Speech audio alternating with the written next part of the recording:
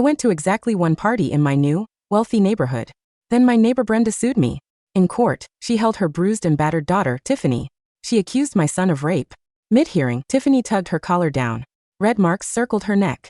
He tried to rip my pants off, she sobbed. He tried to force himself on me. I fought back. So he beat me. He ruined my face. Outside the courthouse, protesters held up signs, calling my son a piece of trash, a spoiled rich kid. Online, a photoshopped memorial of me went viral. The caption read, "The unfit mother should die with her son." My company's stock plummeted. But I just sat there, stone-faced.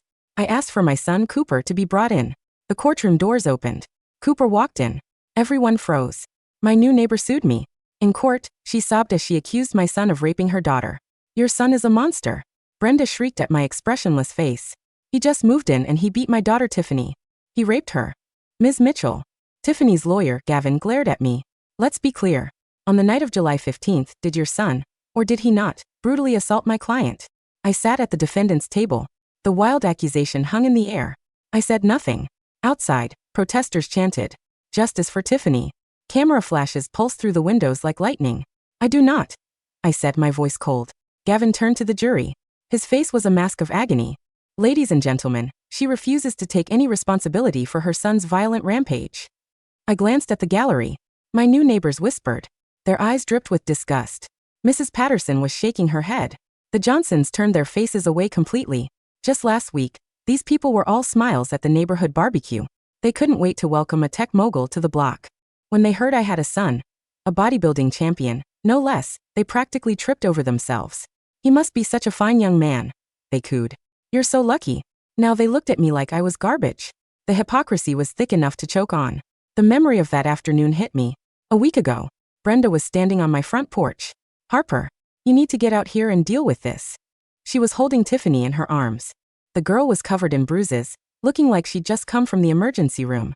"Your bodybuilder son did this." Brenda's voice could shatter glass. Her scream shattered a rare moment of peace. I had just closed a major deal. My son never left the house. "Don't play dumb with me." Tiffany lifted her head weakly, tears in her eyes. "Last night in the backyard, Cooper, he was terrifying." "What exactly happened?" "He threw me on the ground and started tearing at my clothes, trying to pull my pants down, trying to force himself on me," Tiffany stammered, her whole body shaking. "I fought as hard as I could, so he started hitting me. My face, my body." Brenda cut in. "$5 million. Settle this privately, or we go to court and show the whole world what kind of monster you raised." I watched their little show. I felt nothing. "I refuse." "What?" Brenda clearly hadn't expected that. I said, "I refuse. If you want money, I'll see you in court." I shut the door in their faces. Thinking back, I knew I'd made the right choice. "Your Honor," Gavin said, opening a file, "I would like to present the court with photos of Miss Tiffany's injuries." A picture of Tiffany appeared on the large screen. She was wearing a neck brace. Her right arm was in a cast. There were clear scrapes on her face. The jury gasped. "What do these injuries tell us?" Gavin pointed at the screen. "They tell us how terrifying the attacker's strength was, how brutal his methods were." He brought up another photo. It was blurry, taken in the dark on a cell phone. In the picture, a man's back was turned as he seemed to lunge at a woman on the ground. This was taken by a neighbor who heard the screams. "It's blurry, but we can clearly see an assault in progress." Angry murmurs filled the gallery. "That's just sick. Rich kids are all the same. What kind of parenting is that?" My phone buzzed on the table. A stock alert. The company was down another 3%. I glanced at it, then turned the phone face down. The gesture did not go unnoticed. It was cold, arrogant. A man in the gallery hissed, "Look at her. The girl is half dead, and she's checking her stocks. What kind of mother raises a kid like that? Does she think money makes her better than us?" Gavin shot me a smug smirk. He turned back to the jury. "Her attitude says it all. She thinks her money can wash away her son's sins." The judge banged his gavel. "Order." But it did nothing to stop the storm on social media. Someone in the courtroom was live streaming, and the comments flew by. "This woman is so cold-blooded. I won't forget that name. Cooper. Rich kids are trash. Harper Mitchell, get out of our town." I held my posture, straight-backed, like I was in a boardroom, not a courtroom. The numbers were clear. The public outrage was growing exponentially. The hashtag Justice for Tiffany had 50,000 retweets in 3 hours. Everything was going according to their script. "Now," Gavin said, walking toward the jury box, "I would like to ask Miss Tiffany to describe for us in her own words that horrific night." Tiffany slowly stood up, walking to the witness stand with a tremor in her step. Every move seemed painful, difficult, as if the slightest motion would tear her wounds open. Good acting. She sat down, took a deep breath, and her eyes welled up with tears again. I'll never forget those eyes, she choked out. They were filled with a beastly rage. Cooper looked at me like. She paused, as if searching for the right words. Like an animal staring at its prey. The jury gasped. A middle-aged man in the gallery couldn't take it anymore. He shot up from his seat, pointing at me. Scum like him belong in a cage. The judge banged his gavel again, and the noise in the gallery slowly died down. My phone buzzed once more. Another stock alert. The drop had widened to 5%. I glanced at the screen, my expression unchanged. My calm seemed to break her. You. She shot up from the witness stand. Her finger trembled as it aimed at me. I'm reliving a nightmare up here, and you're worried about your money. Her tears started flowing harder. Do you have any idea what I've been through? I was going to be a model. Your son ruined me. He completely ruined me. Gavin rushed to her side to calm her down. Tiffany, deep breaths. Just tell your story. The court will get you justice. She sat back down, wiping her tears with a shaky hand. Go on, dear. Tell everyone what happened that night. Tiffany took a deep breath, her voice breaking. I was just taking a walk in the backyard. It's always so safe back there, so quiet. And then, Cooper just appeared out of nowhere. I think he was drunk. He knocked me onto the grass. Her voice grew frantic. He was so strong. Unnaturally strong for a teenager. The jury was hanging on her every word. He pinned me down and started tearing at my clothes. I struggled, but it was no use. His hands were at my throat, tearing at my clothes. She touched her neck brace, wincing in pain. I could feel his breath on my neck. Hot and ragged, like an animal. And then, Gavin prompted. I screamed for help, and he started hitting me. Over and over, punching my face, my chest, my arms. Her performance was peaking. She looked ready to faint. There was blood everywhere. I thought I was going to die right there. Sounds of sympathy came from the gallery. Monster. He's not even human. Harper, how could you raise a kid like that? I remained perfectly still, my face calm. But in my head, I was already picking apart the holes in her story. Unnaturally strong? Tried to bite her neck. Breath like an animal? Interesting. Wait. My voice was quiet, but it sliced through the noise. The room went silent. May I interrupt? The judge frowned. The defendant has counsel. I'd like to ask the questions myself, I said, standing up and smoothing the sleeve of my blazer. Miss Tiffany, I'd like to confirm a few details.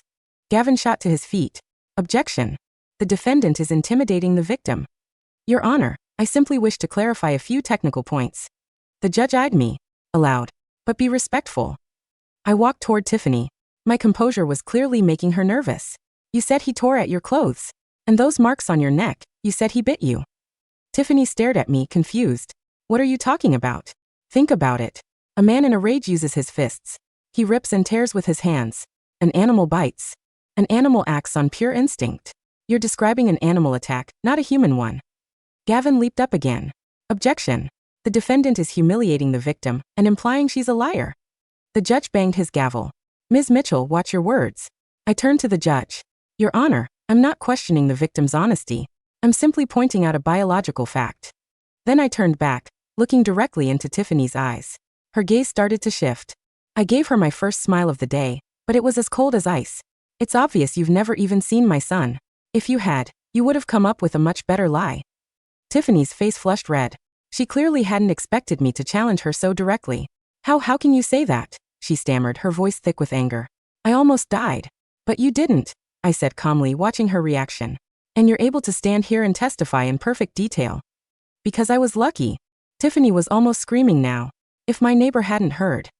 She paused. A flicker of cunning in her eyes. Actually, this wasn't the first time. The entire room refocused on her. Ever since they moved in, he's been following me. At the community gym, at the pool, even outside my house. She took a deep breath, making herself look weaker again. The way he looked at me, it was predatory. Like he wanted to tear me to pieces. Angry whispers erupted from the jury box. A total creep. A kid like that is a danger to everyone. He should be locked up. I remained expressionless. Cooper doesn't go to the community gym. You're lying, Tiffany shrieked. I have witnesses. People saw him. Name one.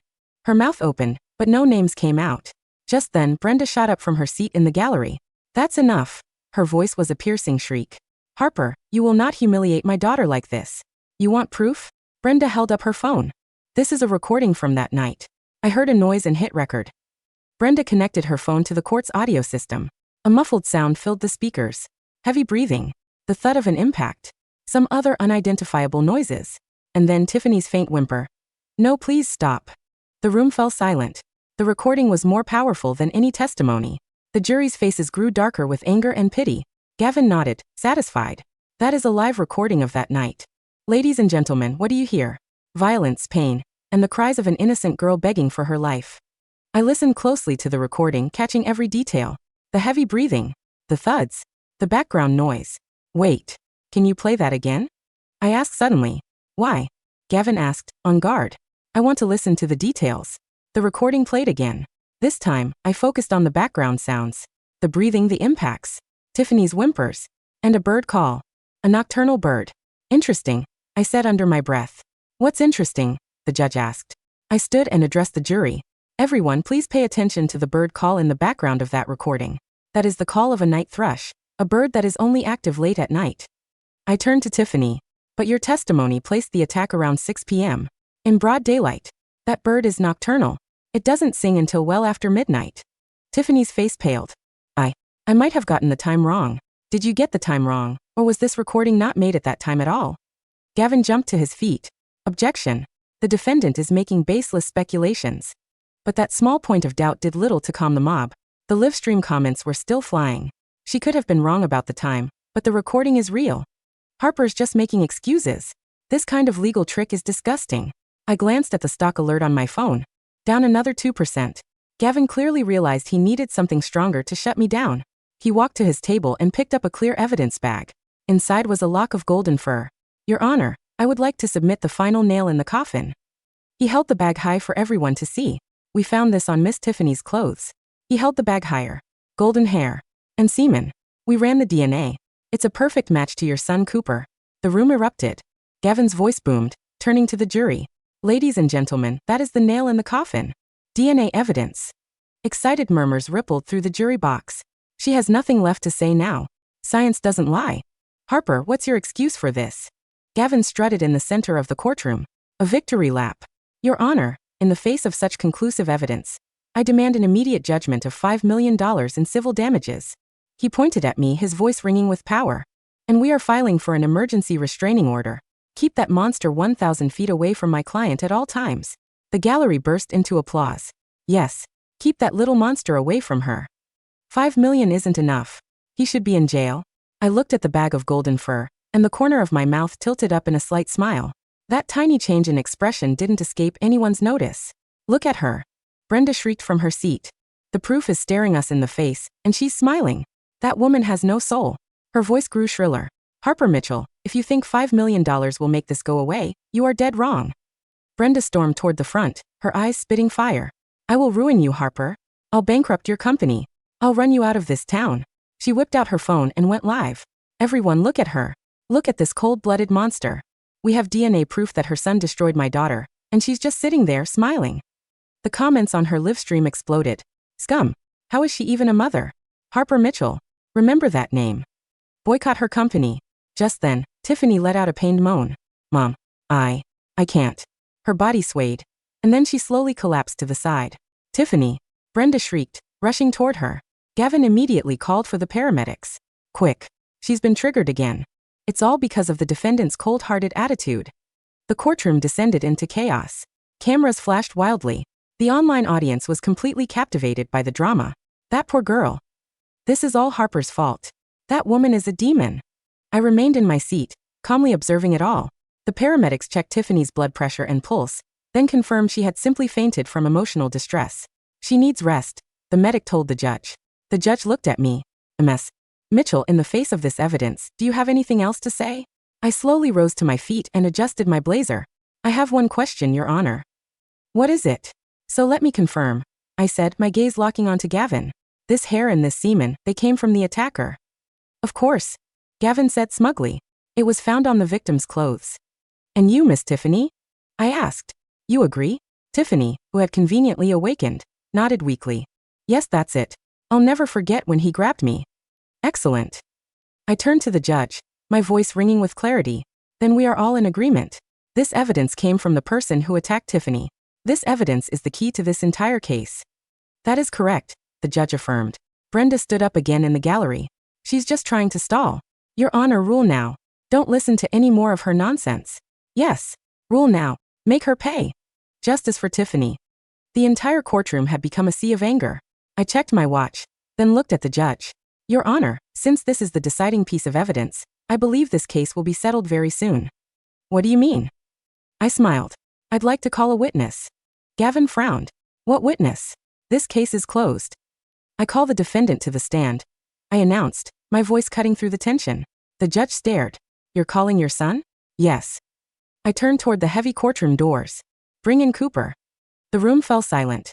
Everyone held their breath, waiting for the violent, dangerous, rich kid monster to walk through the door. The doors opened, and everyone stared, utterly stunned. The double doors at the back of the courtroom swung open with a heavy creak. The bailiff stepped through, looking uncomfortable, holding a thick leather leash. State your name for the record, the bailiff muttered, though he was speaking to the air. At the end of the leash trotted Cooper. He was magnificent. A golden retriever of championship lineage, with a coat the color of spun gold, and a head the size of a bear's. He weighed perhaps 90 pounds, pure muscle and fluff, his tail wagging with a slow, rhythmic thump-thump-thump against the wooden doorframe. He looked around the courtroom with bright, intelligent brown eyes, panting happily, his pink tongue lolling out the side of his mouth. The silence in the courtroom was absolute. It was a vacuum, sucking the air out of the lungs of every person present. Even the protesters outside seemed to quiet down, as if the shockwave had passed through the walls. I stood up, gesturing to the dog. Ladies and gentlemen of the jury, meet the defendant. Meet Cooper. Woof, Cooper barked softly, looking at me. He strained against the leash, wanting a treat. For 10 seconds no one moved. Then pandemonium. What is this? Gavin, the plaintiff's lawyer, screeched. His face went from smug to a shade of pale usually reserved for corpses. Is this a joke? You sued Cooper Mitchell, I said, my voice projecting clearly over the rising murmur. You claimed Cooper Mitchell assaulted your client. You claimed Cooper Mitchell's DNA was found on your client. This is Cooper Mitchell. He is the only Cooper who lives at my address. He is a Grand Champion show dog, registered with the Kennel Club. Brenda stood up, her face turning a violent shade of purple. You liar. You're hiding your son. That's just a dog. I don't have a human son, Brenda, I said coldly. I never said I did. You assumed. The neighbors assumed. When I said he was a bodybuilder, I was referring to his conditioning for the National Dog Show. When I said he was a good boy, I meant exactly that. I turned to the jury. They were staring at the dog, then at Tiffany, then back at the dog. The horror on their faces was shifting into confusion, and then slowly, into dawn-breaking realization. This is a mockery of the court. Gavin roared. The only mockery here is your case. I shot back. I walked over to the evidence table and pointed to the bag containing the hair. You said this was the nail in the coffin. Golden hair. Cooper is a golden retriever. You said you found semen. Cooper is a prize-winning stud dog. His genetic material is extremely valuable. If you found it on her, the question isn't what my dog did to your daughter. The question is, how exactly did your daughter acquire it? A collective gasp, louder than before, ripped through the room.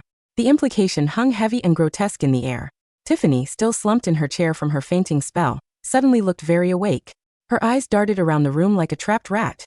The judge was banging his gavel so hard I thought the handle would snap. Order. Order in this court. When the noise finally subsided to a low, stunned hum, the judge looked at me, then at the dog, then at Gavin. His expression was thunderous. Mr. Gavin, the judge said, his voice dangerously low. Did you run a species test on the DNA? Gavin was sweating profusely. He loosened his tie. Your Honor, the lab confirmed a match to the name Cooper Mitchell in the veterinary database. We assumed it was a cross-reference error. We thought it was the son. You sued a dog for sexual assault, the judge deadpanned. I stepped forward.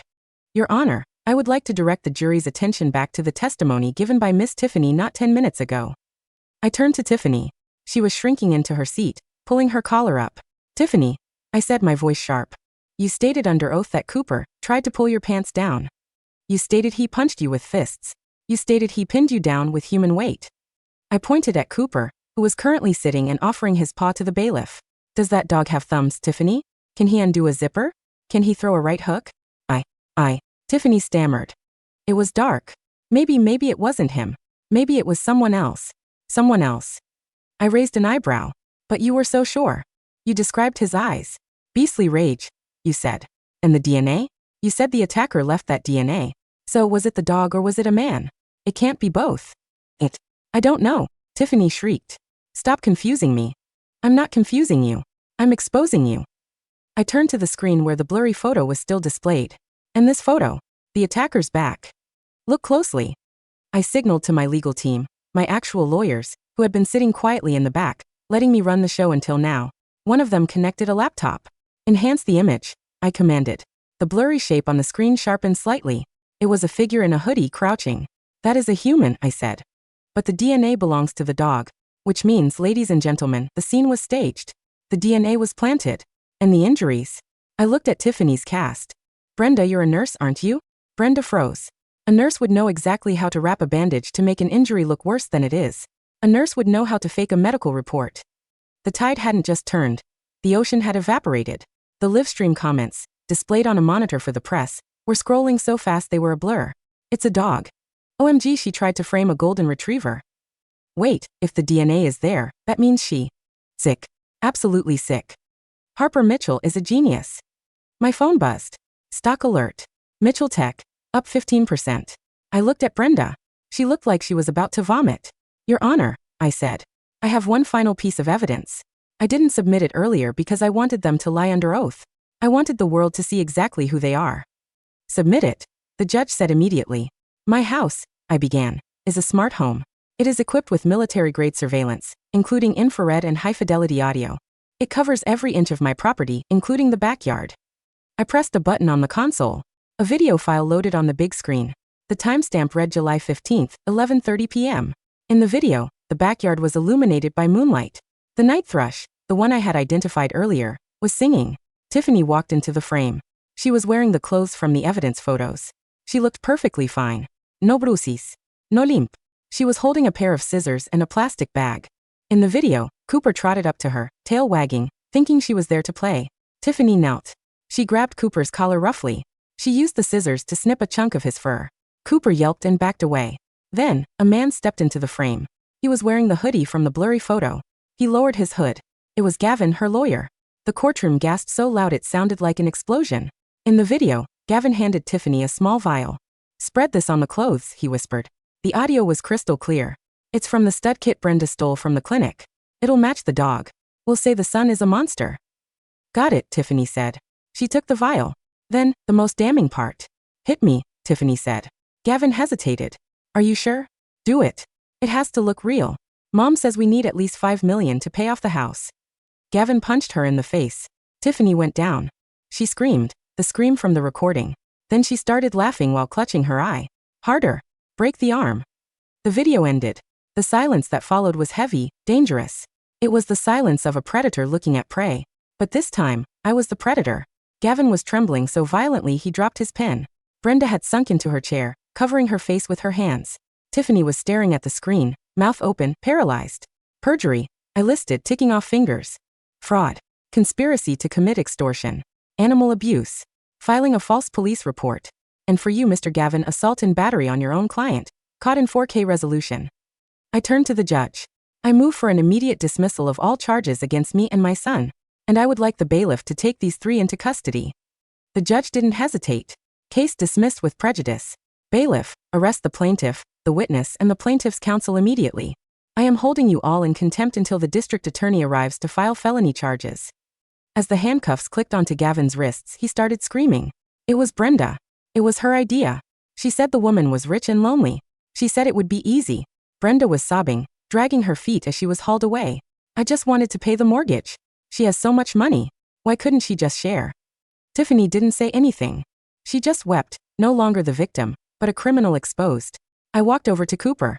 I unclipped the leash from the bailiff, who was looking at me with awe. Come on, Cooper, I said softly. Let's go home. Cooper barked, tail wagging, and trotted by my side. Walking out of the courthouse was like stepping into a rock concert. The jeers had turned to cheers. The signs that read "Monster" had been dropped on the ground, trampled. People were screaming my name. Harper. Harper. Can we see Cooper? Harper, are you going to sue? Did you know the lawyer was involved? I stopped on the stairs. The cameras clicked furiously. I adjusted my sunglasses and looked at the sea of reporters. My son, I said, resting my hand on Cooper's head, is a very good boy. He has been traumatized by these false accusations. We will be seeking maximum damages for emotional distress for the dog. The crowd laughed and cheered. As for my neighbors, I continued, my voice hardening. Those who were so quick to judge, so quick to believe the worst without a shred of proof. I suggest you check your property values. Because I'm not moving. But after I sue Brenda for everything she owns, that house next door will be a vacant lot. And I plan to build a very large, very loud dog park on it. I walked to my waiting limousine. The driver held the door open. Cooper hopped in first, settling onto the leather seats. I followed. As the door closed, blocking out the noise of the world, I finally let out a breath. I pulled out my phone. Mitchell Tech stock, up 25%. Trending worldwide. Hashtag Cooper's Law, hashtag Goodboy Cooper, hashtag Harper Mitchell is boss. My assistant had already sent an email. The board is ecstatic. They want to put Cooper in the new ad campaign. I looked at Cooper. He was chewing on the armrest. Don't do that, I scolded gently. He stopped and rested his heavy head on my lap, looking up at me with soulful eyes. I smiled. The first real smile in weeks. You're going to be a star, Cooper. The fallout was swift and brutal. Brenda, Tiffany, and Gavin were denied bail. The video evidence was incontrovertible. They were facing decades in prison for the fraud and the assault. It turned out Gavin and Brenda had been running small-time scams for years, slip and falls insurance fraud, but they had gotten greedy. They saw a wealthy newcomer and thought I was an easy mark. They thought I would pay hush money to avoid a scandal. They didn't realize that when you build a tech empire from scratch, you don't pay blackmail. You destroy the blackmailers. I didn't stop at the criminal charges. I sued Brenda for defamation. I sued her for the intentional infliction of emotional distress. I sued Gavin for legal malpractice and malicious prosecution. I took the house. 6 months later, the bulldozers arrived. I stood on my porch, holding a cup of coffee. Cooper was running around the yard, chasing a tennis ball. Next door, the excavator claw tore through the roof of Brenda's house. The sound of wood splintering was music to my ears. The neighbors, Mrs. Patterson, the Johnsons, were watching from their driveways. They didn't wave. They didn't come over. They looked at me with a mixture of fear and respect. Mrs. Patterson had tried to bring a pie over a few weeks ago. An apology pie. I had accepted it at the door, looked her in the eye, and said, Cooper is allergic to gluten. Then I closed the door. They learned their lesson. A year later, the Cooper Mitchell Dog Park was officially open. It was a state-of-the-art facility built on the land where Brenda's house used to stand. It was free to the public, but it had one rule posted in bronze at the gate. No liars allowed. I sat on a bench, watching Cooper play with a dozen other dogs. My phone buzzed. It was an alert from the prison system. A notification I had requested. Inmate update. Brenda Miller. Appeal denied. I swiped the notification away. Harper. I looked up. A handsome man in a suit was standing there. He looked familiar. He was the CEO of a rival tech firm. I saw the Forbes cover, he said, smiling. Woman of the Year. And Dog of the Year. He steals the spotlight, I said, patting the empty spot on the bench. I heard about what you did, he said, sitting down. The way you handled that, it was legendary. You didn't just win. You annihilated them. I protect what's mine, I said simply. Cooper ran over, dropping a slobbery tennis ball on the man's expensive Italian loafers. The man didn't recoil. He laughed and picked up the ball. So is this the famous monster? That's him, I said. Careful. He's armed and dangerous. With what? Charm, I said. And a very aggressive legal team. Cooper barked, his tail wagging so hard his whole body shook. I scratched him behind the ears, the golden fur soft against my fingers. They had tried to use him to destroy me. Instead, they had given me everything. Respect, power, and the absolute certainty that in a world full of snakes, the only thing you can truly trust is a dog. Good boy, Cooper, I whispered. Good boy.